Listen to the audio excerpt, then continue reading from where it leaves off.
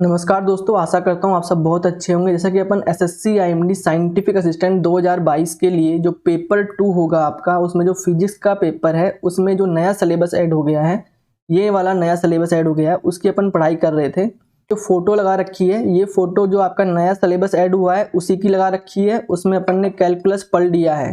Calculus में अपन ने limit पढ़ लिया है, differential calculus, integration, multivariable calculus, जो भी डिफरेंशियल इक्वेशन के टाइप, ऑर्डर, डिग्री, ये सब पढ़ लिए हैं। लाप्लासियन भी पढ़ लिया है। जो ग्रेडियंट, डाइवर्जेंस और कर्ल, ये सब भी पढ़ लिया है। आज अपन वेक्टर अलजेब्रा, वेक्टर कैलकुलस ये पढ़ेंगे। इसमें वेक्टर के type, dot product, cross product और जो भी इसके रिलेटेड जो भी फॉर्मूले हैं सब पढ़ेंगे और कुछ क्वेश्चन भी करेंगे। तो इससे आपका जो इतना सारा सिलेबस दिया हुआ है सब कवर कर लेंगे आज अपन।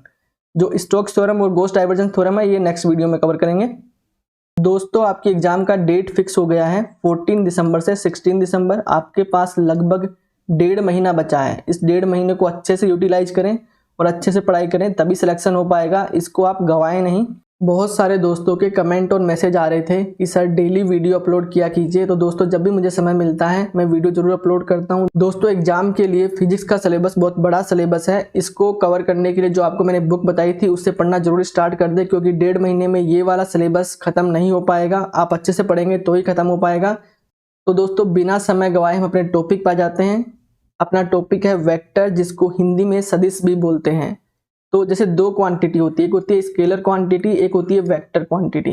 स्केलर क्वांटिटी जो होती है उसको डिफाइन करने के लिए आपको ओनली मैग्नीट्यूड की आवश्यकता होती है, और जो वेक्टर क्वांटिटी होती है उसको डिस्क्राइब करने के लिए मैग्नीट्यूड और डायरेक्शन दोनों की आवश्यकता होती है। तो जिसको डिफाइन करने के लिए मैग्नीट्यूड और डायरेक्शन दोनों चाहिए उसको वेक्टर बोलते हैं। आपके एग्जाम में कुछ क्वेश्चन दिए हो सकते हैं, जैसे आपको दे दिया कि वॉल्यूम स्केलर है या वेक्टर। तो इसलिए दोस्तों, ये जो मैंने एग्जांपल दिए हैं इनको ध्यान से देख लें। जैसे mass, length, temperature, area, volume, time, distance, speed, work, money, voltage, density, resistance, ये स्केलर क्वांटिटी हैं। और जो वेक्टर क्वांटिटी है, जैसे डिस्प्लेसमेंट है, एक्सेलरेशन है, फोर्स है, इलेक्ट्रिक फील्ड है, मोमेंटम है। तो दोस्तों, एक वेक्टर को रिप्रेजेंट कैसे करते हैं? जैसे आपको कोई वेक्टर दिया गया है, ये ए पॉइंट है, ये बी पॉइंट है, तो बोला है कि ए बी वेक्टर है। तो अगर उसकी डायरेक्शन बतानी है तो वो ऐसे, मान लो इस डायरेक्शन में है तो ऐसे इसको रिप्रेजेंट करेंगे। मान लो ये वेक्टर की डायरेक्शन इधर है तो ऐसे इसको रिप्रेजेंट करेंगे। और इसका मैग्नीट्यूड क्या होता है? जो इसकी लेंथ होती है, जैसे यहाँ से लेके यहाँ तक, ए से लेके बी तक जो लेंथ है वो इसका मैग्नीट्यूड है। और जैसे ये वेक्टर है तो ये ए पॉइंट है और ये बी पॉइंट है, तो जहां से वेक्टर स्टार्ट हो रहा है उसको बोलते हैं इनिशियल पॉइंट। ये वाला इनिशियल पॉइंट है।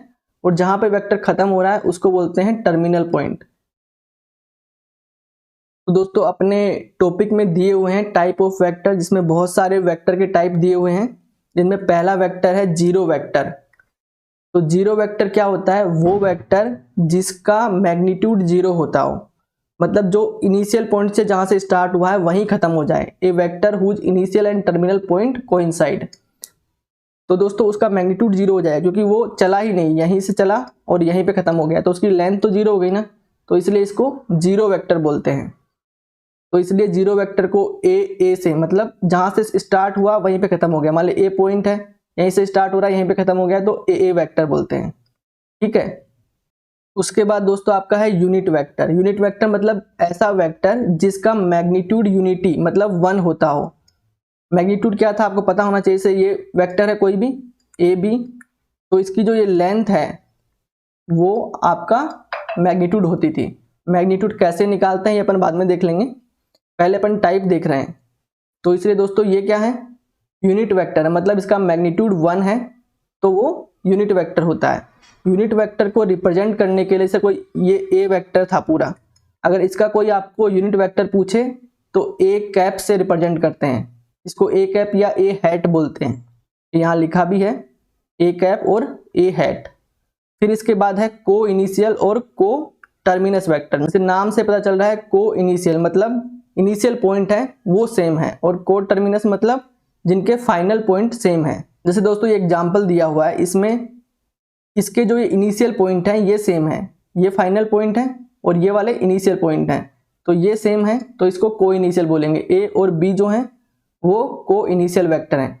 अब ये सी और डी में देखें आप, ये सी वाला और ये डी वाला, तो इनमें इनके फाइनल पॉइंट सेम है, तो इसको को टर्मिनस वेक्टर बोलेंगे।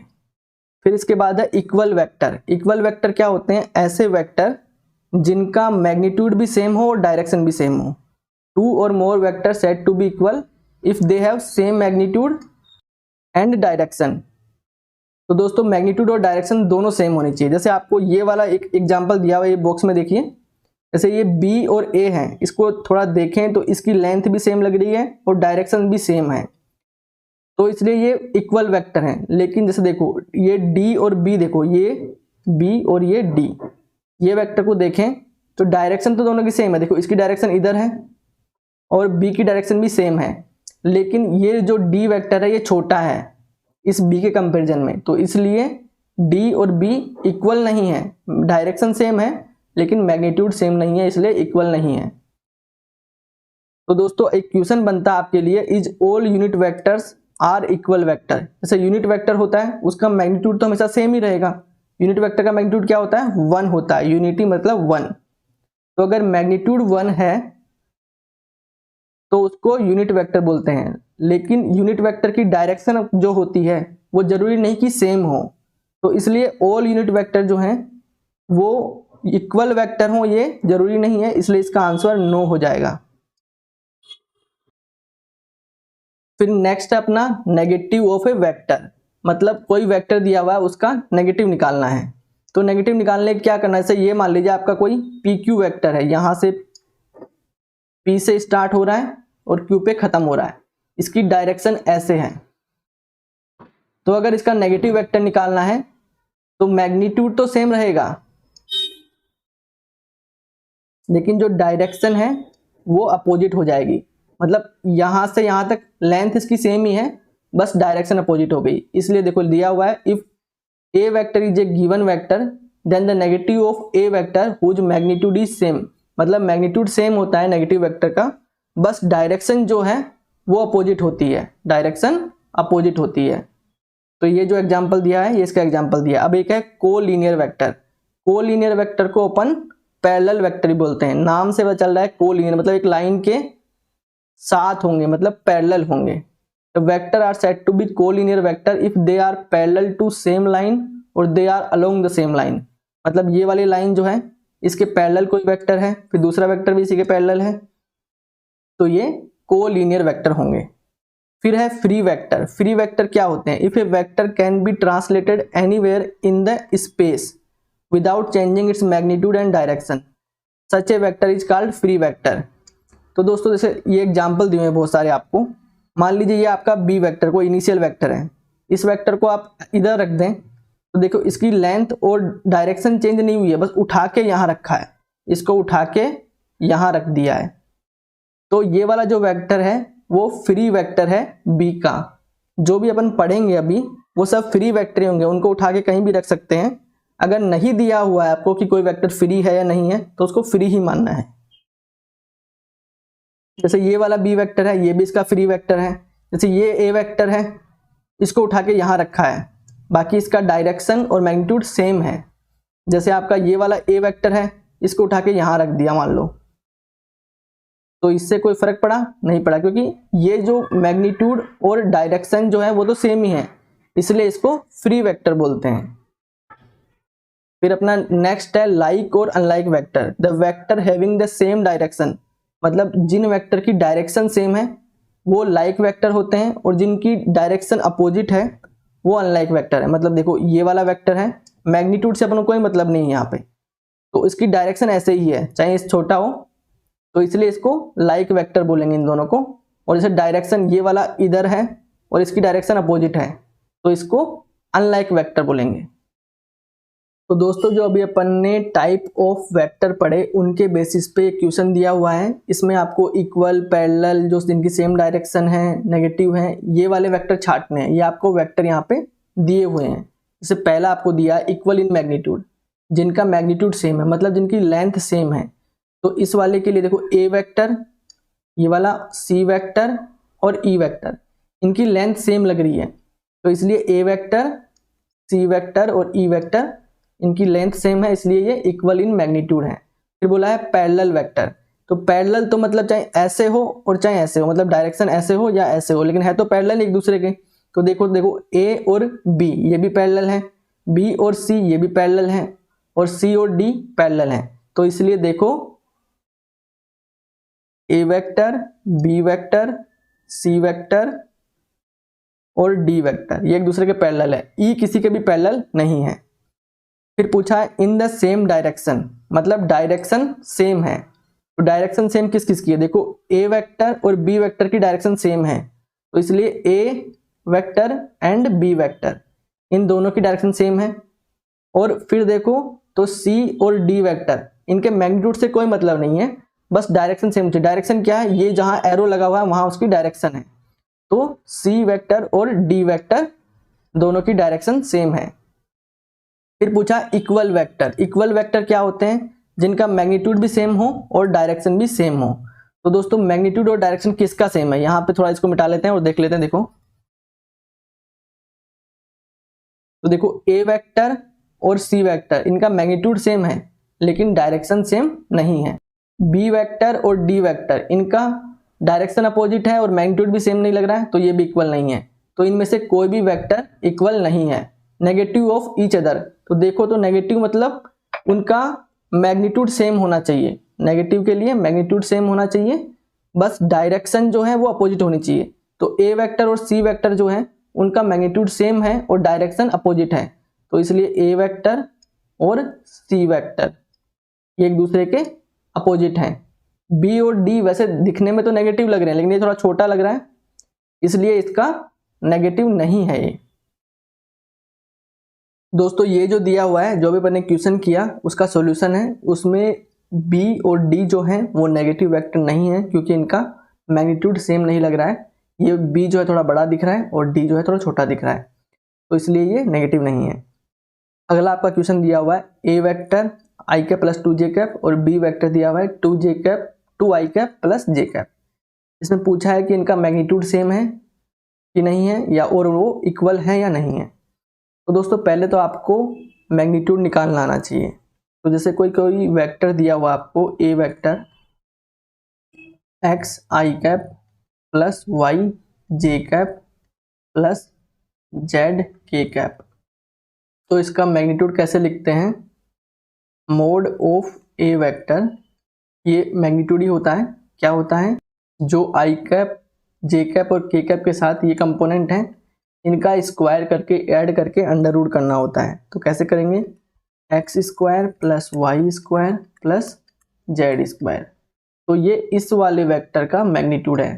तो अपन को ऐसे मैग्नीट्यूड निकालना है।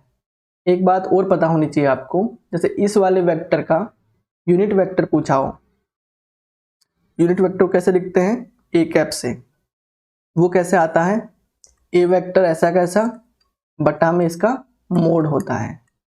ये आगे आपको क्वेश्चन में काम भी आएगा। तो ये यूनिट वेक्टर निकालने का तरीका है। तो दोस्तों अभी इसको तो मिटा देते हैं और क्वेश्चन को अपना सोल्व कर लेते हैं। तो अपन को क्या करना है, मोड ए निकालना है। तो मोड ए क्या होगा, ये होगा √1 का स्क्वायर प्लस 2 का स्क्वायर, क्या हो गया √5। ऐसे ही बी वेक्टर निकालना है। तो रूट यहाँ पे आई के साथ क्या है 2 है, तो 2 का स्क्वायर प्लस जे के साथ क्या है 1 है, तो 1 का स्क्वायर, ये भी √5 आया। तो यहाँ से ये वाली बात तो ठीक है कि मोड ए वेक्टर और मोड बी वेक्टर सेम है। अब पूछा है इक्वल है कि नहीं है। इक्वल होने के लिए आपको पता होनी चाहिए क्या कंडीशन होती है कि दोनों वेक्टर का मैग्नीट्यूड भी सेम होना चाहिए और डायरेक्शन भी सेम होनी चाहिए। तो मैग्नीट्यूड तो सेम आ गया लेकिन जो डायरेक्शन है वो सेम नहीं है, क्योंकि जो आई जे के साथ और यहाँ भी आई जे के साथ जो है वो सेम नहीं है, क्योंकि आई के साथ यहाँ पे 1 है, यहाँ पे 2 है, और यहाँ पे 2 है तो यहाँ पे 1 है। तो ये सेम होने चाहिए या फिर कॉमन लेने के बाद कुछ सेम बन जाने चाहिए, तो वो डायरेक्शन सेम हो जाती है। तो यहाँ पे डायरेक्शन सेम नहीं है, तो इसलिए ये वाला बात गलत हो गई, ये वाली बात आपकी सही हो गई। तो जैसे अगला क्वेश्चन है आपका, find unit vector in the direction of vector A vector, जो ये वेक्टर दिया है 2i cap plus 3j cap plus k cap. तो अभी अपन ने फॉर्मूला पढ़ा, ए कैप इज इक्वल्स टू क्या होता है, ए कैप क्या है, ये unit vector, A vector divide by mode of A vector. तो ए वेक्टर क्या है, 2i cap plus 3j cap plus k cap. अब इसका मोड निकालने का तरीका आपको पता होना चाहिए, क्या होता है, अंडर रूट ऑफ जो i j के और k के साथ कंपोनेंट है उनका स्क्वायर करके अंडर रूट, तो 2 का स्क्वायर प्लस 3 का स्क्वायर प्लस 1 का स्क्वायर, 2 का स्क्वायर 4 और 9 13 और 1 14 हो गया। तो क्या हो गया, ए cap is equals to 2/√14 i cap plus 3/√14 j cap plus k cap by √14। तो ये आपका यूनिट वेक्टर हो गया। ऐसे आपको एग्जाम में छोटे छोटे क्वेश्चन देखने को मिल सकते हैं कि किसी का यूनिट वेक्टर निकालो, कोई वेक्टर इक्वल है कि नहीं है, क्योंकि ये वाले टॉपिक आपके सिलेबस में दिए हुए हैं, तो यहाँ से क्वेश्चन पूछा जा सकता है दोस्तों। तो दोस्तों अपना नेक्स्ट क्वेश्चन है, find A vector in the direction of vector A vector I cap minus 2j cap that has magnitude of 7 unit. तो इस वाले क्वेश्चन को सोल्व करने के लिए अगर आपको 7 यूनिट का मैग्नीट्यूड वाला वेक्टर चाहिए, तो जिसकी डायरेक्शन में चाहिए उसका यूनिट वेक्टर निकालो और उससे मल्टीप्लाई कर दो। तो जैसे 7 का चाहिए तो 7 इंटू ए कैप, क्योंकि ये वाला जो ए है इसका यूनिट वेक्टर क्या होगा, ए कैप, तो आपका वो वेक्टर आ जाएगा जो 7 यूनिट मैग्नीट्यूड का होगा और साथ ही डायरेक्शन ये वाली होगी। तो अपन को ऐसे इसको सोल्व करना है, तो आपको क्या करना है, पहले इसका यूनिट वेक्टर निकालना पड़ेगा। यूनिट वेक्टर कैसे निकलेगा दोस्तों, अभी आपने सीखा A cap is equals to A vector बटा मोड ए। तो दोस्तों ए वेक्टर क्या है, I cap minus 2j cap. अब डिवाइड बाई इसका मोड क्या है, रूट ऑफ 1 का स्क्वायर 1 प्लस 2 का स्क्वायर 4। तो अपना यूनिट वेक्टर क्या आ गया, ए cap is equals to I cap divide by √5 minus 2/√5 J cap. अब इसको 7 से मल्टीप्लाई कर दो तो आपका आंसर आ जाएगा ए कैप इंटू 7 क्या हो जाएगा, 7 I cap divide by √5 minus 7 into 2 कितना हो गया 14/√5 जे कैप। तो ये आपका आंसर हो गया दोस्तों। तो दोस्तों आपका नेक्स्ट क्वेश्चन दिया हुआ है, find the unit vector in the direction of the sum of the vector A vector और ये वाला बी वेक्टर। तो दो वेक्टर का सम करना है और फिर उसका यूनिट वेक्टर निकालना है। तो A vector plus B vector ये निकालना है पहले। तो ये निकालने के लिए आपको क्या करना पड़ेगा, आई वाले के साथ आई वाले को ऐड करना है, जे वाले के साथ जे वाले को और के वाले के साथ के वाले को। तो देखो ये वाला अपना ए वेक्टर है, इसका आई कैप ऐसा रख दिया, फिर इसके साथ क्या है 2 है और इधर क्या है 2 है, तो दोनों को सम किया 2 + 2। फिर जे कैप ऐसा कैसा रख दिया, फिर जे वालों को ऐड कर दो, ये इधर 2 है और इधर 1 है, तो इसलिए 2 + 1 प्लस जो के कैप है वो ऐसा कैसा रख दो, क्या हो जाएगा इसका, इधर -5 है और इधर 3 है, तो -5 + 3। तो फाइनल ए वेक्टर प्लस बी वेक्टर का फाइनल हो गया 4i cap plus 3j cap minus 2k cap. तो अब इनको इसका अब यूनिट वेक्टर निकालना है, वो कैसे निकलेंगे, वो होगा इस वेक्टर में इसके मोड का डिवाइड मारेंगे, तो 4i cap plus 3j cap minus 2k cap बटा इसका मोड क्या है, मोड मतलब मैग्नीट्यूड। तो 4 का क्या हो गया 16 प्लस 3 का क्या हो गया 9, 2 का क्या हो गया 4। तो इनको ऐड किया तो कितना आया 9 और 4 13 और 16 29, तो कितने हो गया 4/√29 आई कैप प्लस 3/√29 जे कैप माइनस 2/√29 के कैप। ये आपका आंसर हो गया। दोस्तों ऐसे आपको इसको सोल्व करना था। अभी अपना नेक्स्ट क्वेश्चन है, right the direction ratio of vector, ये वाला वेक्टर का, and hence calculate the direction cosine. तो अगर आपको डायरेक्शन रेशियो किसी का पूछता है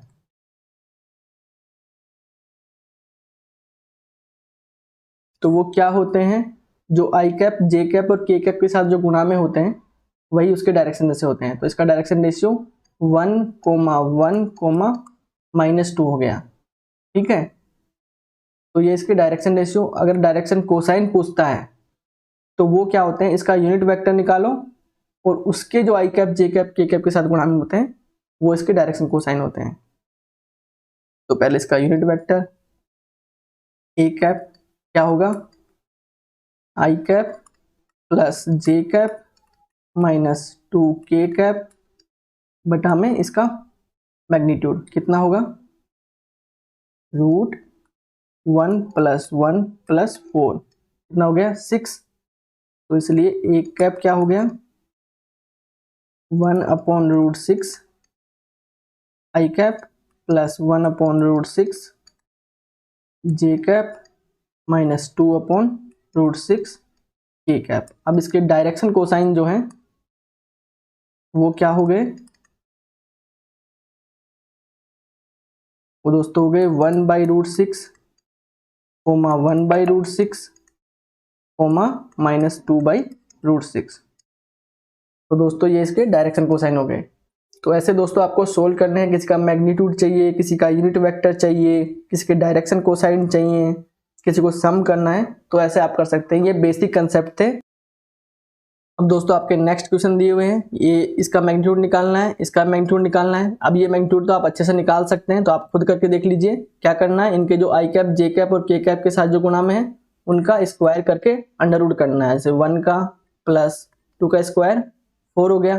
ये -2 है लेकिन स्क्वायर करेंगे तो 4 हो जाएगा, क्योंकि माइनस माइनस तो प्लस हो जाता है ना, तो इसलिए फर्क नहीं पड़ता। प्लस 4 का 16 हो गया, तो कितना हो गया 21, तो √21। ऐसे आप निकाल सकते हैं, ऐसे ही इसका निकाल लीजिए। तो जो आपका अगला क्वेश्चन दिया हुआ है, वेक्टर विद इनिशियल पॉइंट ये और टर्मिनल पॉइंट ये, फिर इसका मैग्नीट्यूड निकालना है। तो इसके लिए क्या करना पड़ेगा, पहले आपको वेक्टर बनाना पड़ेगा। जैसे मान लीजिए ये वाला आपको पॉइंट दिया हुआ है और ये वाला पॉइंट दिया हुआ है, तो ये हो गया इनिशियल पॉइंट और ये हो गया फाइनल पॉइंट, मतलब टर्मिनल पॉइंट। तो टर्मिनल पॉइंट की तरफ डायरेक्शन होती है। ये मान लीजिए कोई बी पॉइंट था और ये ए पॉइंट है। अब इसके आपको कोऑर्डिनेट दिए हुए हैं और इसके कोऑर्डिनेट दिए हुए हैं, तो आपको अगर इनसे वो निकालना है क्या, वेक्टर, तो कैसे निकालेंगे। जैसे इसका दिया हुआ है x2, y2 और z2, और इसका दिया हुआ है x1, y1 और z1। तो इन दोनों को मिला के जो आपका वेक्टर बनेगा वो बनेगा ए बी वेक्टर। तो वो क्या होगा x2 माइनस x1, मतलब ये फाइनल वाला जो पॉइंट है, टर्मिनल पॉइंट, उसके कोऑर्डिनेट में से इसका कोऑर्डिनेट घटाएंगे I cap plus y2 minus y1 J cap plus z2 minus z1 K cap. तो ऐसे आपको इसका वेक्टर बनाना पड़ेगा। तो इसका कैसे बनेगा, तो x2 की वैल्यू क्या है 1 और x1 की भी 1, तो 1 माइनस 1 ये तो वैसे 0 हो गया, plus y2 minus y1 0 minus 3, तो 0 माइनस यहाँ पे आएगा और एक -3 पहले से है, तो टोटल क्या हो गया प्लस हो गया, +3 जे cap plus z2 minus z1, z2 क्या है -1 है और माइनस z1, तो ये क्या हो गया -1 -4, तो -5 हो गया के कैप। तो आपका जो ये भी वेक्टर हो गया वो हो गया आई के साथ तो 0 हो गया, तो ये तो 0 ही हो गया पूरा टर्म। फिर बचेगा 3 जे कैप -5 के कैप। अब तो आप इसका इजीली मोड निकाल सकते हैं। क्या होगा मोड, मतलब मैग्नीट्यूड ऑफ ए बी क्या होगा, √3 का स्क्वायर प्लस 5 का स्क्वायर, 3 का स्क्वायर 9 और 5 का 25, तो करेंगे तो क्या आएगा √34 ये आपका आंसर हो गया। तो ऐसे आपको सोल्व करना है। अब आपका नेक्स्ट है पोजीशन वेक्टर। तो दोस्तों जो अभी आपने पढ़ ली है उसके वजह से आप निकाल भी सकते हैं पोजीशन वेक्टर क्या होता है। पोजीशन वेक्टर होता है the vector which specifies the position of a body from any reference point. जैसे मान लो ये आपका कोई पॉइंट दिया हुआ है ए, ठीक है। अब इसका पोजीशन वेक्टर निकालना है। जैसे रेफरेंस पॉइंट अगर नहीं दिया तो ओरिजिन मानेंगे। ओरिजिन का कोऑर्डिनेट क्या होता है 0,0। तो इसका पोजीशन वेक्टर निकालना है ए का, तो क्या आएगा ओ ए। तो वो जैसे इसके कुछ कोऑर्डिनेट दिए हुए हैं x, y, z। तो क्या हो जाएगा ये x i cap plus y j cap plus z k cap. तो ऐसे अपन निकालते हैं। तो पोजीशन वेक्टर क्या होता है, किसी बॉडी या किसी पॉइंट की पोजीशन बताता है। फिर इसके बाद में displacement vector. Displacement vector tells us how much position of an object has changed, मतलब कैसी पोजीशन चेंज होगी। मान लो कोई पॉइंट यहाँ पे था ए पे और वो बाद में बी पे चला गया। एक एक कुछ कोऑर्डिनेट मिलेंगे आपको x1, y1 और z1, और बी के मिलेंगे x2, y2 और z2। तो अगर आपको डिस्प्लेसमेंट वेक्टर पूछे ए बी वेक्टर, तो क्या होगा वो x2 minus x1 i cap plus y2 minus y1 j cap plus z2 minus z1 k cap.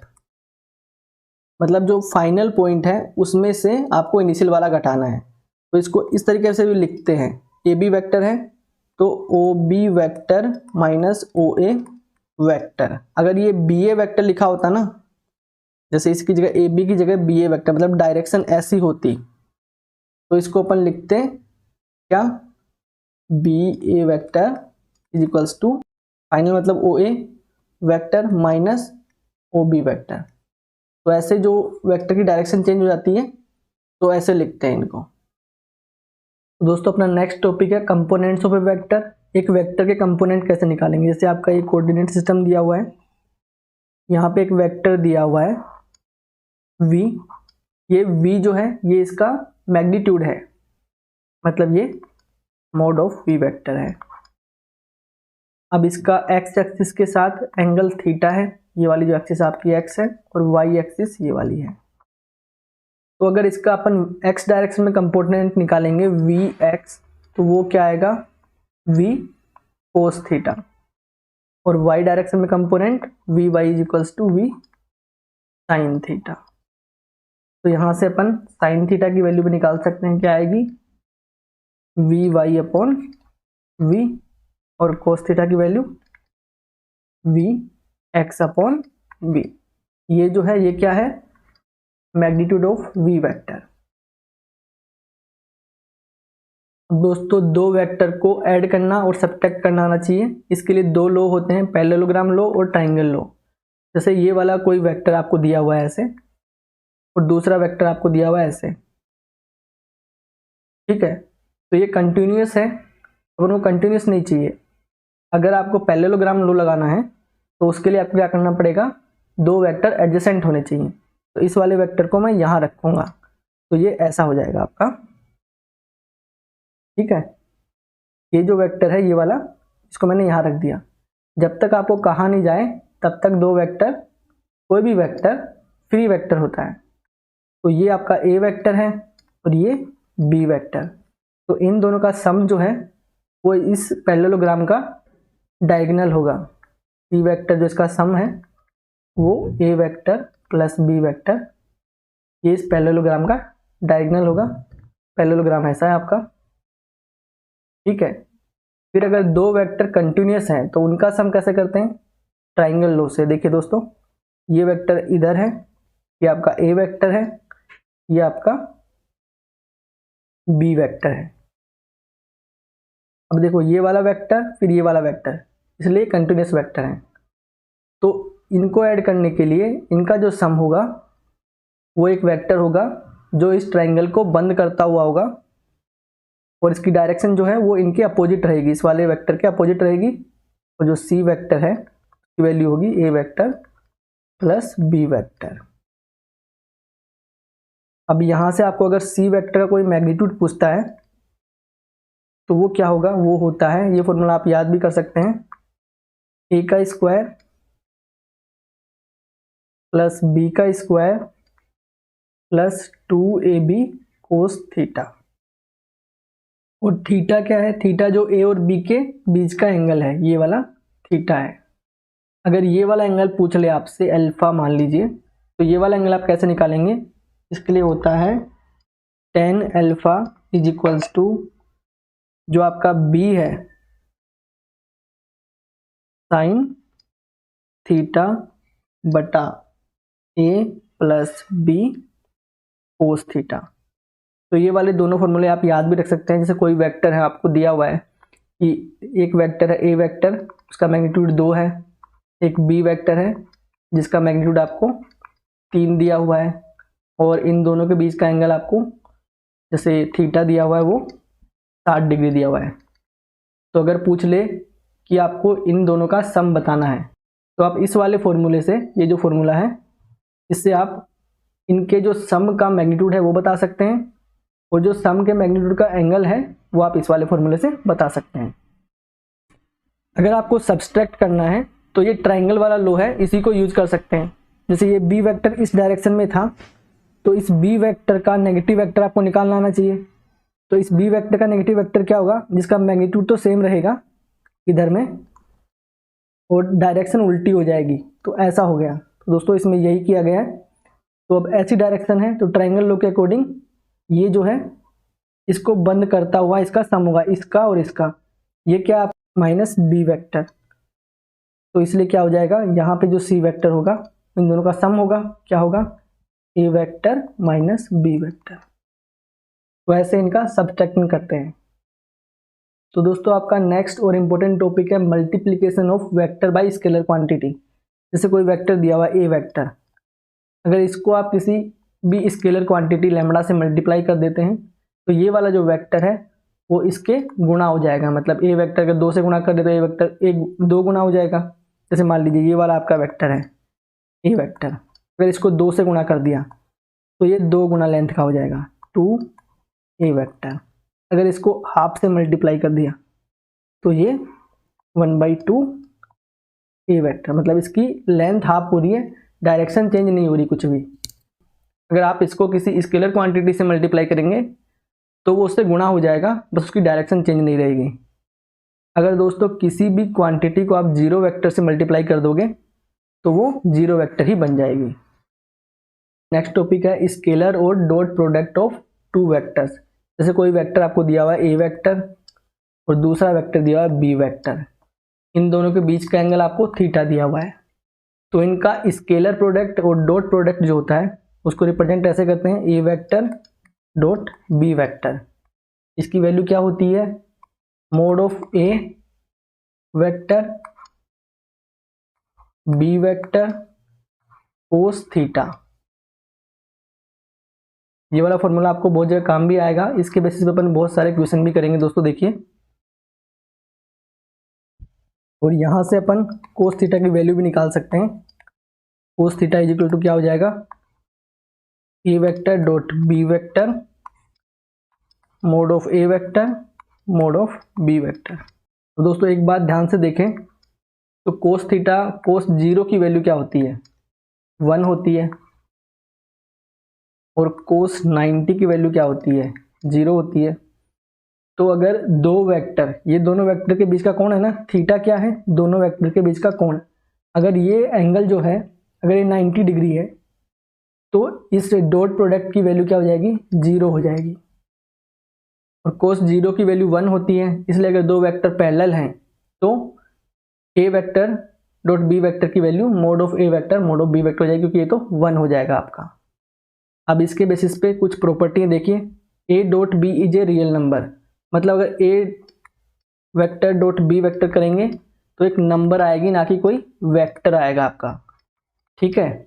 फिर है let A vector and B vector be two non zero vector.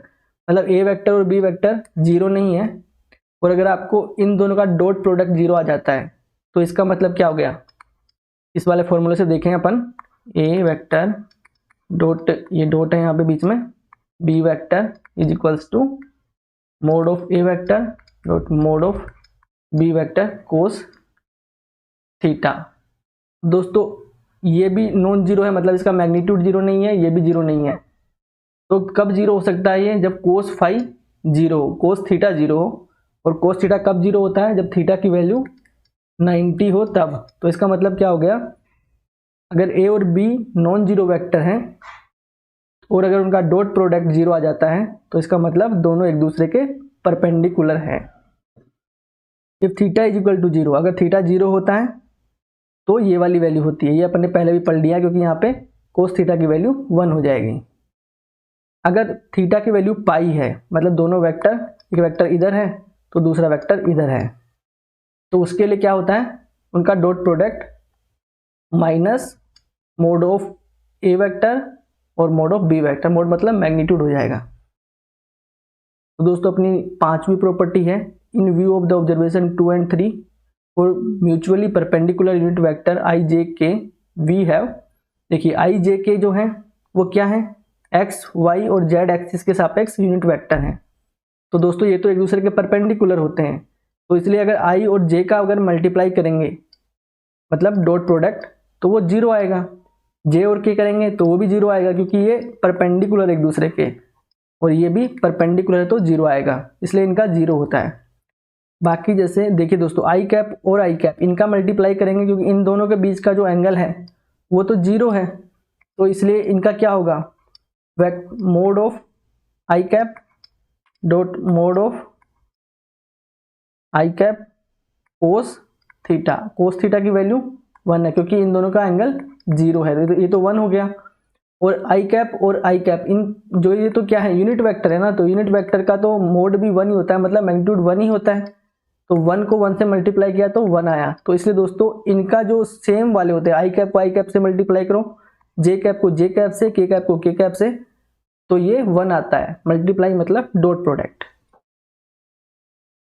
तो दोस्तों अभी अपन कुछ प्रॉपर्टी देख लेते हैं। आपकी प्रॉपर्टी है, अगर दो वेक्टर हैं बी और सी, उनको ऐड करके फिर डॉट प्रोडक्ट किया गया है तो डॉट प्रोडक्ट अंदर में गुणा हो जाता है। कैसे हो जाएगा, जैसे B vector plus C vector, इन दोनों का सम किया और फिर डॉट प्रोडक्ट किया गया है, तो A vector dot B vector plus A vector dot C vector, ऐसा हो जाएगा। फिर आपकी नेक्स्ट प्रॉपर्टी है, let A and B two vector हैं और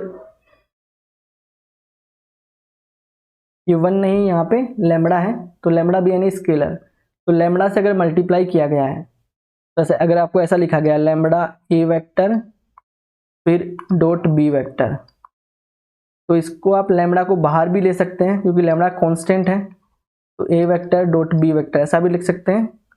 और लैम्बडा को ये ए के साथ मल्टीप्लाई था ना, तो इसको बी के साथ भी मल्टीप्लाई कर सकते हैं, कोई दिक्कत नहीं होती इससे। तो ये प्रॉपर्टी है दोस्तों, जब आप क्वेश्चन करेंगे तो काम आएंगी ये। तो दोस्तों जो अभी अपन ने प्रॉपर्टी पढ़ी है उनके बेसिस पे क्वेश्चन देख लेते हैं। क्वेश्चन अपना, find the angle between two vector A vector और B vector with magnitude 1 and 2 respectively, then A vector dot B vector आपको दिया 1। तो ये क्या है, डॉट प्रोडक्ट है। अब डॉट प्रोडक्ट का आपको फॉर्मूला पता है, A vector dot B vector क्या होता है, मैग्नीट्यूड ऑफ ए वेक्टर और magnitude of B vector cos theta. अब ये कोस थीटा है, इसमें जो थीटा है वो क्या है, दोनों वेक्टर के बीच का एंगल है। तो दोस्तों A vector dot B vector आपको दिया है कितना, 1, और ए का मैग्नीट्यूड 1 है और बी का मैग्नीट्यूड 2 है। ये डॉट का मतलब यहाँ पे गुणा है, वैसे यहाँ पे क्रॉस का मतलब वेक्टर में अलग होता है, लेकिन यहाँ गुणा है इंटू कोस थीटा। अब कोस थीटा 1/2, ये आपकी वैल्यू पूछी गई है। तो कोस 1/2 कब होता है, जब थीटा की वैल्यू π/3 होती है, π/3 आंसर हो जाएगा। नेक्स्ट क्वेश्चन है, find angle theta between the vector, ये आपका ए वेक्टर दिया है और ये बी वेक्टर दिया हुआ है। तो अगर आपको फाइंड आउट करना है दो वेक्टर के बीच का, तो आप क्या लगा सकते हैं, डॉट प्रोडक्ट। कैसे, A vector dot B vector क्या होता है, mod of A vector mod of B vector cos theta. अब इनका डॉट प्रोडक्ट क्या होगा, तो देखो एक बार मैं आपको करके दिखाता हूँ। ये आपको आई कैप प्लस जे कैप माइनस के कैप, ठीक है, इसका dot product I cap minus J cap plus k cap. I cap जो है उसको आई कैप से मल्टीप्लाई करना होता है, जे कैप को जे कैप से और के कैप को के कैप से, बाकी सब तो जीरो हो जाते हैं। और आई कैप को आई कैप से करेंगे तो कितना आएगा, 1 आएगा, क्योंकि यहाँ पे कोई गुणा में कोई चीज़ है ही नहीं, तो कितना आया 1। प्लस यहाँ पे जे कैप को जे कैप से करेंगे तो 1 आएगा, लेकिन यहाँ पे चिन्ह माइनस का आएगा, इसलिए -1। फिर यहाँ पे भी माइनस है तो इसलिए -1।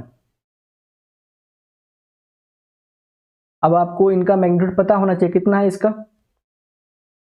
इसका है √1 का स्क्वायर प्लस 1 का स्क्वायर प्लस 1 का स्क्वायर, और दूसरा क्या है सब में 1 ही है, 1 का स्क्वायर प्लस 1 का स्क्वायर प्लस 1 का स्क्वायर। दोस्तों ये माइनस जो है ये स्क्वायर में आके प्लस हो जाता है, इसलिए मैंने नहीं लिखा है, इनटू यहाँ पे कोस थीटा। तो दोस्तों आपका नेक्स्ट क्वेश्चन दिया हुआ है, if A vector is a unit vector, मतलब magnitude of A vector is equals to 1। तो ये वाला चीज दिया हुआ है, X vector minus A vector dot X vector plus A vector is equal to 8। तो आपको मैग्नीट्यूड ऑफ एक्स वेक्टर निकालना है। तो दोस्तों अभी अपन क्या करेंगे, एक्स वेक्टर ऐसा कैसा रख दिया, अब इसका डॉट प्रोडक्ट है X vector plus A vector से, फिर माइनस ए वेक्टर ऐसा कैसा रख दिया, इसका डॉट प्रोडक्ट है X vector plus A vector से, बराबर 8 है। अब इसका अभी अपने एक प्रॉपर्टी पढ़ी थी कि A vector dot B vector plus C vector, तो इसको अपन ऐसे लिख सकते थे, A vector dot B vector plus A vector dot C vector. तो इस वाले को इस वाले के अकॉर्डिंग खोल लेंगे। कैसे खोलेंगे दोस्तों, देखिए x vector dot X vector हो गया प्लस ये क्या हो गया, x vector dot A vector हो गया। अब यहाँ पे माइनस का चिन्ह तो आ रहेगा ही, A vector dot X vector, और माइनस पहले से ही है और ये प्लस, तो minus A vector is equal to 8। दोस्तों एक्स ए वेक्टर और ए एक्स वेक्टर, इन दोनों का जो ये डॉट प्रोडक्ट है ये सेम होता है, ये भी एक प्रॉपर्टी है। अगर A vector dot B vector, इसको अपन ऐसा लिख सकते हैं B vector dot A vector, दोनों सेम ही बात है, तो इसलिए ये दोनों सेम ही है, तो ये दोनों कट जाएंगे, ये और ये कट गए क्योंकि ये दोनों माइनस में है, बाकी बचे ये वाला और ये वाला। अब देखो दोस्तों, ये ए है कोई वेक्टर और ये बी है कोई वेक्टर, इन दोनों का डॉट प्रोडक्ट क्या होता है, ए का मैग्नीट्यूड बी का मैग्नीट्यूड कोस थीटा। अब दोनों वेक्टर सेम है, एक्स वेक्टर और एक्स वेक्टर सेम ही वेक्टर है, मतलब इक्वल वेक्टर है, इन दोनों का जो कोण होगा बीच का एंगल वो 0 होगा। अब 0 एंगल है तो कोस 0 की वैल्यू 1 होती है, तो ये तो हट ही गया ना, ये वाला जो चीज है कोस 0, तो इसको तो हटा ही दो तुम। बचा क्या, दोनों वेक्टर का मैग्नीट्यूड आपस में गुणा हो जाएगा, तो क्या हो जाएगा मैग्नीट्यूड ऑफ एक्स वेक्टर का स्क्वायर। अब इसमें भी सेम ही रहेगा, बस ये चिन्ह जो है वो तो माइनस का आ गया, और ये जो फॉर्मूला अपन ने लगाया था इधर ये इसमें भी लगा देंगे, तो क्या हो जाएगा एक्स वेक्टर का स्क्वायर माइनस 1 है, क्योंकि ए वेक्टर का जो मैग्नीट्यूड है वो 1 दिया हुआ है आपको पहले से ही, तो 1 का स्क्वायर इज इक्वल टू 8। तो यहाँ से अगर इसको ढंग से सोल्व करें, एक्स वेक्टर का स्क्वायर इज इक्वल टू 9, तो अभी इसका मैग्नीट्यूड कितना आ गया 3 आ गया। तो ऐसे इसको आप सोल्व कर सकते हैं दोस्तों। अब नेक्स्ट आपका है वेक्टर और क्रॉस प्रोडक्ट, मतलब किसी दो वेक्टर का वेक्टर प्रोडक्ट करना है या फिर क्रॉस प्रोडक्ट। जो पुराने वाला था उसको अपन बोलते थे स्केलर और डॉट प्रोडक्ट, तो उसका चिन्ह यहाँ पे डॉट आता था, अब यहाँ पे क्रॉस है, तो दो वेक्टर दिए हुए ए वेक्टर और बी वेक्टर, तो इनका क्रॉस प्रोडक्ट जो होता है वो क्या होता है मोड ऑफ ए वेक्टर मतलब magnitude magnitude of B vector sine theta, वो थीटा जो है वो दोनों के बीच का एंगल है, और इसके साथ एन कैप गुणा में आता है। अब ये एन कैप क्या करेगा, ये डायरेक्शन बताएगा। अभी जो अपन स्केलर प्रोडक्ट पढ़े थे उससे जो रिजल्टेंट आता था वो एक रियल नंबर आता था, मतलब एक वेक्टर नहीं आता था, एक स्केलर क्वांटिटी आती थी। अब इसमें क्या आएगा, वेक्टर प्रोडक्ट में जो रिजल्टेंट आएगा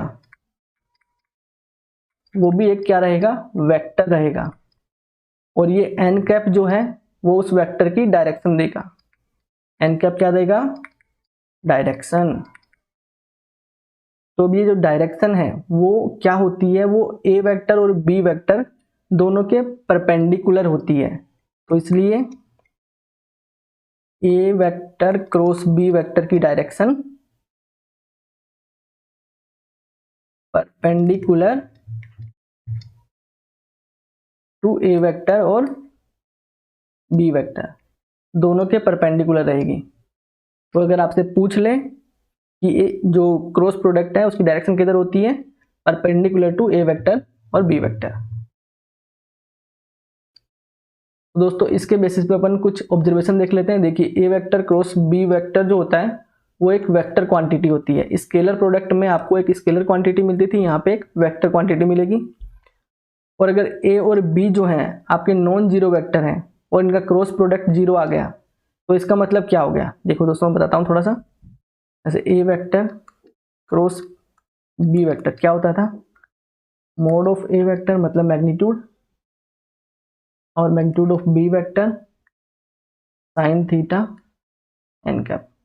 तो दोस्तों ए वेक्टर और बी वेक्टर नॉन जीरो, मतलब ये भी जीरो नहीं है ये भी जीरो नहीं है, तो ये आपका जीरो हो सकता है। और ये जीरो कब हो सकता है, साइन थीटा, जब थीटा की वैल्यू जीरो हो।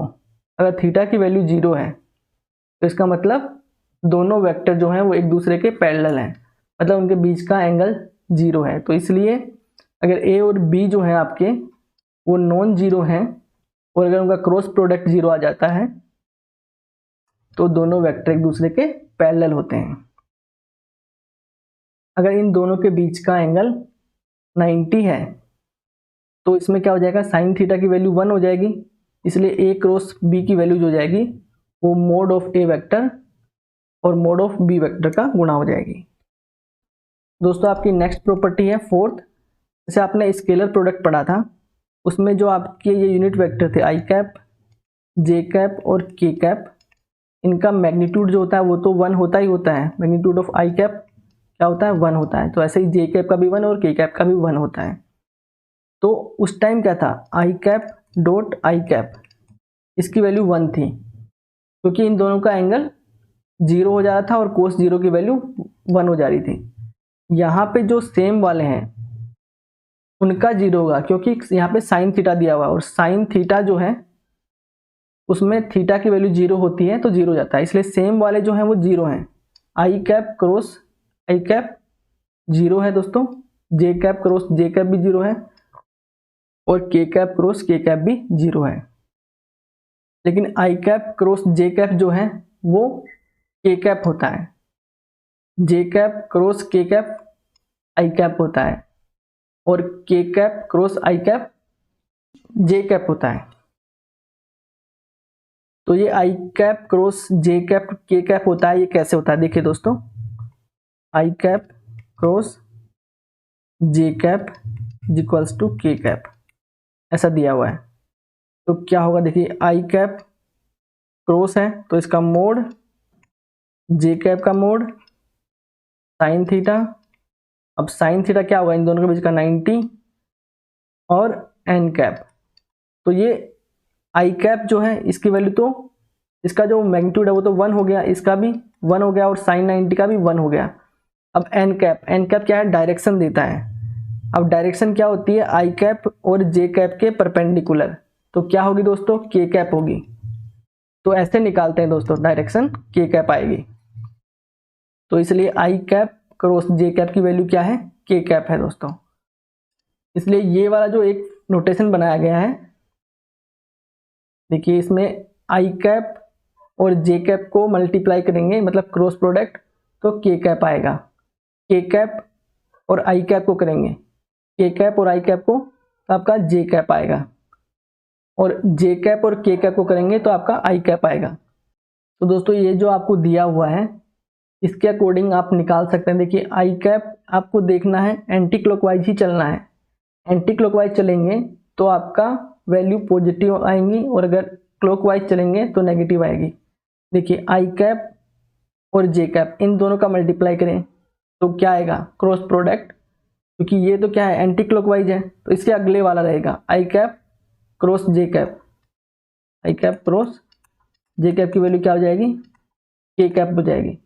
लेकिन दोस्तों अगर अपन क्लॉकवाइज चल जाए, मतलब ऐसे चल गए, मतलब के cap cross J cap, K cap cross J cap, तो इसकी वैल्यू क्या हो जाएगी, माइनस आई कैप हो जाएगी। अपन क्या चल रहे हैं, उल्टा चल रहे हैं ना, मतलब क्लॉकवाइज चल रहे हैं। क्लॉकवाइज चलेंगे तो नेगेटिव आएगा और एंटी क्लॉकवाइज चलेंगे तो पॉजिटिव आएगा। आपका अगला है in terms of vector product the angle between two vector A B may be given as sine theta. तो जैसे अपन डॉट प्रोडक्ट में निकाल रहे थे ऐसे ही क्रॉस प्रोडक्ट में भी निकाल सकते हैं। जैसे डॉट में अपना था cos theta A vector dot B vector upon magnitude of A vector dot magnitude of B vector. ये वाला डॉट जो है ये तो डॉट प्रोडक्ट है और ये गुणा है। तो ऐसे ही यहाँ से साइन थीटा की वैल्यू क्या होती है, cross product of A vector और बी वेक्टर इसका मोड, और ए वेक्टर और बी वेक्टर का भी मोड। जो आपने डॉट प्रोडक्ट पढ़ा था उसमें क्या पढ़ा था कि A vector dot B vector इसके बराबर ही B vector dot A vector होता था। लेकिन क्रॉस प्रोडक्ट में ऐसा नहीं है। क्रॉस प्रोडक्ट में क्या होता है, A vector cross B vector जो है उसका उल्टा होता है, मतलब एक माइनस का चिन्ह लग जाता है B vector cross A vector के लिए, B vector cross A vector के लिए। तो यहाँ पे आप इनकी स्थिति चेंज नहीं कर सकते, ए और बी की, डॉट प्रोडक्ट में कर सकते थे। दोस्तों क्रॉस प्रोडक्ट से आप ट्राइंगल का एरिया भी निकाल सकते हैं और पैरेललोग्राम का भी एरिया निकाल सकते हैं। देखिए इफ ए वेक्टर और B vector represent the adjacent side, मतलब देखिए ए वेक्टर और बी वेक्टर दोनों एडजेसेंट साइड को रिप्रेजेंट कर रहे हैं। मतलब एडजेसेंट साइड मतलब ये वाली साइड और ये साइड दोनों एक दूसरे के बगल वाली साइड। अगर ऐसे दिया हुआ है तो इनका जो क्रॉस प्रोडक्ट होगा क्या होगा, ए वेक्टर क्रॉस बी वेक्टर, उसके मैग्नीट्यूड का आधा जो होगा वो इस ट्राइंगल का एरिया होगा। ये देखो दोस्तों, और ऐसे ही देखिए दोस्तों अगर दो एडजेसेंट साइड दी हुई हैं एक पैरेललोग्राम की, ए वेक्टर और बी वेक्टर, तो दोस्तों ये जो इसका क्रॉस प्रोडक्ट होगा ए वेक्टर क्रॉस बी वेक्टर, इसका मैग्नीट्यूड इस पैरेललोग्राम का एरिया देगा। आपको एग्जाम में क्वेश्चन भी मिल सकता है कि दो वेक्टर दे दिए ए वेक्टर और बी वेक्टर, और दोनों बोले कि एक पैरेललोग्राम की एडजेसेंट साइड को रिप्रेजेंट कर रहे हैं तो उसका एरिया निकालो, तो आप इस वाले फॉर्मूले से निकाल सकते हैं।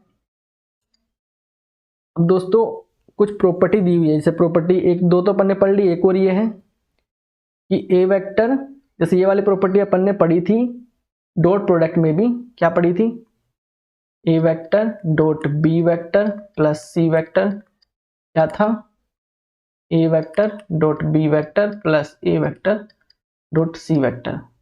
तो यहाँ पे भी क्या है, सेम ही है वैसे तो, ये भी क्रॉस प्रोडक्ट है, वो दोनों के साथ गुणा हो जाएगा। अगर लैम्बडा है तो लैम्बडा भी जैसा उसमें था सेम उसी की तरह होता है, स्केलर की तरह ही। देखिए जैसे लैम्बडा बाहर दिया हुआ है A vector cross B vector, तो इसको आप ए के साथ भी मल्टीप्लाई कर सकते हैं और बी के साथ भी, ऐसे lambda A vector cross B vector ऐसा भी लिख सकते हैं, और A vector cross lambda B vector ये भी लिख सकते हैं। अब दोस्तों जो डॉट प्रोडक्ट होता था वो तो अपन इजीली निकाल सकते थे, लेकिन क्रॉस प्रोडक्ट निकालने के लिए आपको डिटर्मिनेंट्स इसको सोल्व करना पड़ेगा। कैसे सोल्व करते हैं देखिए, जैसे आपको कोई दो वेक्टर दिए हुए हैं, ए वेक्टर इसके कंपोनेंट है a1 आई कैप प्लस a2 जे कैप प्लस a3 के कैप। दूसरा वेक्टर दिया हुआ है बी वेक्टर b1 आई कैप प्लस b2 जे कैप b3 के कैप। अगर आपसे ए वेक्टर क्रॉस बी वेक्टर पूछता है तो वो होता है I cap, J cap, K cap. ठीक है, A1, A2, A3, B1, B2, B3।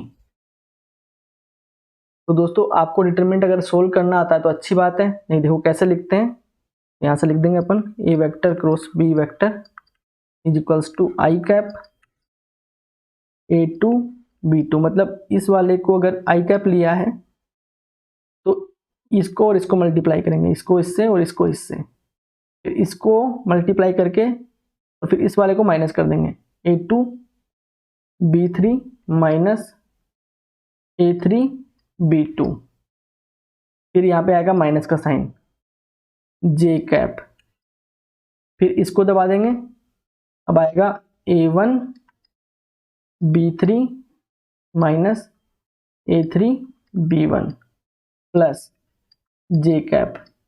अब क्या आएगा, इसको दबा दिया तो क्या आएगा, A1 B2 minus A2 B1।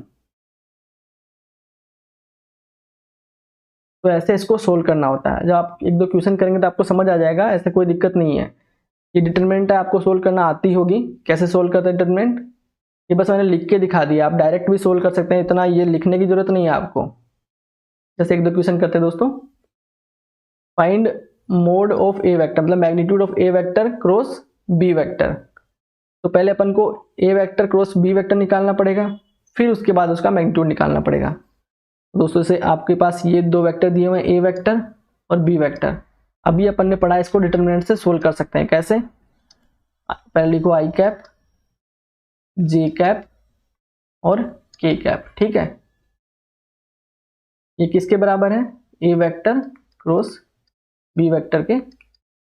अब देखो A1 A2 A3, तो 2 1 और 3 इस वाले ए का लिखा है, फिर बी वाले का B1 B2 B3 3 5 और -2 जिनके साथ रखना है। देखिए यहाँ पे माइनस था तो यहाँ पे माइनस मैंने रखा है।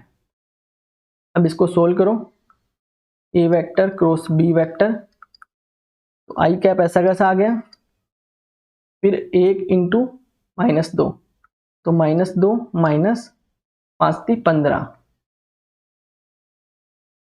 फिर यहाँ पे जे के साथ जो आता है वो माइनस का आता है, तो जे कैप और यहाँ पे माइनस। अब इसको दबाया तो -4 और -9, फिर plus k cap. K cap को दबाया तो यहाँ पे देखिए 10 -3, तो आपका A vector cross B vector आ गया -17 आई कैप माइनस माइनस, और ये दोनों प्लस हो गए तो प्लस 13 जे कैप प्लस 7 के कैप। तो दोस्तों अब आपको निकालना क्या है, ये तो आपका एक वेक्टर क्रॉस बी वेक्टर ही आया है, अब इसका मैग्नीट्यूड निकालना है। A vector cross B vector का मैग्नीट्यूड, आपको मैग्नीट्यूड निकालना आता है, अभी अपन ने सीखा था शुरू में। देखिए इसका स्क्वायर और इसका स्क्वायर, इनका सबको ऐड करके रूट कर देंगे। देखिए -17 का स्क्वायर प्लस 13 का स्क्वायर प्लस 7 का स्क्वायर, तो ये कितना आ गया, 289 प्लस 169 प्लस 49, तो √507, ये आपका आंसर हो जाएगा। इनको दोस्तों ऐड कर लीजिए तो आपका √507 ये आपका आंसर हो जाएगा। तो ऐसे आपको इसको सोल्व करना था। नेक्स्ट क्वेश्चन है, find the area of triangle having point दिए हुए, ए पॉइंट, बी पॉइंट और सी पॉइंट। तो जैसे अपन एक ट्राइंगल बनाते हैं, ये मान लीजिए आपका दिया हुआ है, यहाँ पे ए है, ये बी है और ये सी है। तो आपने पढ़ा कि एडजेसेंट साइड होनी चाहिए, तो एडजेसेंट साइड ए बी और ए सी हो गई। तो ए बी निकालते हैं दोस्तों। ए बी निकालने के आपको पता होना चाहिए क्या होगा, बी में से ए को माइनस करेंगे, तो क्या होगा 1 - 1 इंटू आई कैप हो गया ये, प्लस 2 माइनस 1, ये आपका क्या हो गया, जे कैप हो गया, प्लस 3 माइनस 1, ये 1 है, ये आपका के कैप हो गया। तो यहाँ से आपका आई कैप की वैल्यू 0 हो गई, जे कैप की वैल्यू 1 हो गई, और यहाँ पे के कैप के साथ 2 हो गया, तो 1 जे कैप प्लस 2 के कैप, ये आपका आ गया ए बी की वैल्यू, मतलब ए बी वैक्टर। फिर आपका ए सी वैक्टर निकालना है, तो सी में से ए निकालेंगे, तो दोस्तों क्या हो जाएगा, 2 माइनस 1 आई कैप प्लस 3 माइनस 1 जे कैप प्लस 1 माइनस 1 के कैप। तो यहाँ से अपना क्या हो गया, ये वाला 0 हो गया के कैप के साथ वाला, बाकी ये बचा है अपना 1 आई कैप प्लस 2 जे कैप। अब दोस्तों आपने पढ़ा है, क्या पढ़ा है कि अगर दो एडजेसेंट साइड दी हुई है वेक्टर फॉर्म में, तो उनका जो क्या होता है, क्रॉस प्रोडक्ट होता है, उसका हाफ वो ट्रायंगल का एरिया होता है। तो A B vector cross A C vector का मैग्नीट्यूड, ये अपन को निकालना है। तो मैं दोस्तों इधर करता हूं, इसको A B vector cross A C vector, ये क्या होगा, determinant I cap J cap K cap, और यहाँ पे ए बी का क्या है, आई का तो 0 है, जे का 1 है, यहाँ से जे का 1 है, और के का 2 है, फिर यहाँ पे आई का 1 है, इसका रख रहा हूँ मैं ए सी का, फिर जे का 2 है, ये 1 है दोस्तों, और यहाँ पे के का 0 है। अब इसको सोल्व करेंगे, तो आई कैप के साथ क्या आया, इसको इससे मल्टीप्लाई कर दिया, इसको इससे, तो -4 माइनस जे कैप, इसके साथ क्या आएगा, 0 से 0 और -2, तो -2 plus k cap, K cap में क्या आएगा, ये 0 हो गया, और ये बचा ओनली -1, तो यहाँ से अपना आ गया -4 I cap plus 2 J cap minus K cap. यहाँ से आपको A B vector cross A C vector मिल गया। अब अपन को इसका मैग्नीट्यूड चाहिए, तो क्या हो जाएगा, magnitude of A B vector cross A C vector क्या हो जाएगा, √4 का स्क्वायर प्लस 2 का स्क्वायर प्लस 1 का स्क्वायर। ये जो माइनस है वो स्क्वायर करेंगे तो प्लस हो जाएगा, इसलिए मैंने नहीं रखा है। तो 16 और 4 20 और 1 21, तो √21 आ गया। तो यहाँ पे रख देंगे अपन, क्या हो जाएगा, 1/2 ऑफ √21। ये आपका आंसर हो गया दोस्तों। तो ऐसे आप इसको सोल्व कर सकते हैं।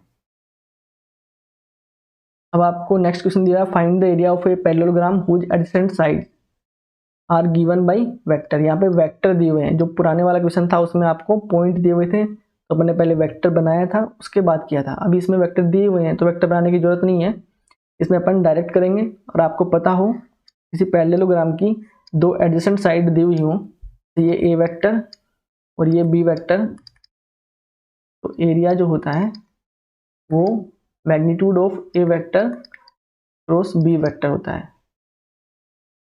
तो पहले अपन ये वाला क्रॉस प्रोडक्ट निकालेंगे, ए vector cross B vector. A vector cross B vector क्या होता था, determinant I cap J cap K cap. अब ए के साथ जो है आई वाला 3, जे के साथ 1 और के साथ 4, यहाँ से रखा है मैंने ये 3 1 और 4। फिर बी के साथ वाले 1 -1 और 1 1 -1 और 1। तो क्या है दोस्तों, डिटरमिनेंट को सोल्व कर लेंगे। आई कैप 1 + 4 माइनस जे कैप 3 - 4 प्लस के कैप क्या हुआ -3 -1, तो यहाँ से क्या आ गया 5 आई कैप माइनस, ये एक माइनस यहाँ से एक माइनस यहाँ से आ जाएगा, तो जे कैप आपका प्लस का हो गया, और ये -3 और -1 -4 हो गया, और ये प्लस है तो इसलिए -4 के कैप। अब आपका A vector cross B vector की वैल्यू आ गई। अपन को चाहिए मैग्नीट्यूड इसका, तो magnitude of A vector cross B vector is equals to क्या हो जाएगा 5 का स्क्वायर प्लस 1 का स्क्वायर, और -4 है तो आप -4 का स्क्वायर भी कर सकते हैं, वही प्लस ही हो जाएगा, इसलिए कोई दिक्कत नहीं है। कितना हो जाएगा 25 + 1 + 16, कितना हो गया √42, ये आपका आंसर हो गया दोस्तों। तो ऐसे आप इसको सोल्व कर सकते हैं, आपके एग्जाम में ऐसे क्वेश्चन मिल भी सकते हैं। दूसरा पूछा है find unit vector perpendicular to each of the vector A vector plus B vector and A vector minus B vector. आपको ऐसा यूनिट वेक्टर निकालना है जो A vector plus B vector और A vector minus B vector के perpendicular हो। तो ये वाला क्वेश्चन आपको खुद से करना है। कैसे करेंगे, पहले ए वेक्टर प्लस बी वेक्टर निकालेंगे और फिर ए वेक्टर माइनस बी वेक्टर निकालेंगे, फिर दोनों का क्रॉस प्रोडक्ट करेंगे।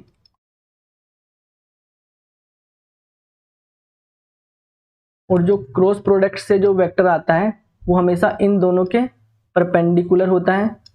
फिर उसका आप यूनिट वेक्टर निकाल दीजिए, और यूनिट वेक्टर का आपको फॉर्मूला मैंने बताया था क्या होता है। अगर किसी ए वेक्टर का आपको यूनिट वेक्टर निकालना है तो ए वेक्टर में उसके मैग्नीट्यूड का डिवाइड कर दीजिए। तो दोस्तों ये आपको होमवर्क करना है। तो दोस्तों आपका जो वेक्टर टॉपिक है उसका मोस्टली पार्ट आपने कवर कर लिया है। अभी नेक्स्ट टॉपिक में अपन स्टोक्स थ्योरम और गॉस डाइवर्जेंस थ्योरम पढ़ेंगे। धन्यवाद दोस्तों।